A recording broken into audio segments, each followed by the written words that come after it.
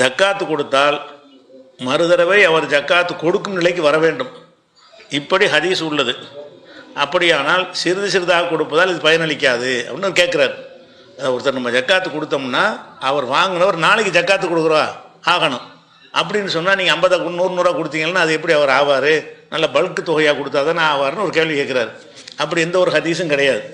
ஜக்காத்து கொடுத்தால் அவர் கொடுக்கக்கூடியவர் ஆகணும்ன்ற சட்டம்லாம் கிடையாது.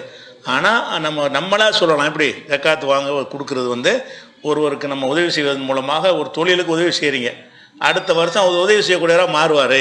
நம்ம கருத்து அது மாறவங்கெல்லாம் மாறாமே இருக்கலாம். நம்மளாக சொல்லியிருப்போம் சில உரைகளில் அந்த மாதிரி இந்த ஜக்காத்தினால் பயன் கிடைக்கும் என்று யாராவது சொல்லியிருப்பார்கள் என்று சொன்னால் அவங்களுடைய கருத்தாக சொல்லியிருப்பாங்களே தவிர ஹதீஸ் கிடையாது. ரசூலுல்லாஹ் என்ன செய்யலை, நீங்கள் ஜக்காத்து கொடுத்தால் அவன் நாளைக்கு ஜக்காத்து கொடுக்கும் அளவுக்கு கொடுங்கள் அப்படிலாம் கிடையாது. தேவைக்கு கொடுக்கறது தான், சக்திக்கு உட்பட்டு தான் கொடுக்க முடியும். அவனை தொழிலதிபர் ஆக்குற அளவுக்கு நான் கொடுக்கும், எனக்கு ஜக்காத்து 1000 ரூபா தான் வரும்னா அதுதானே கொடுக்க முடியும்.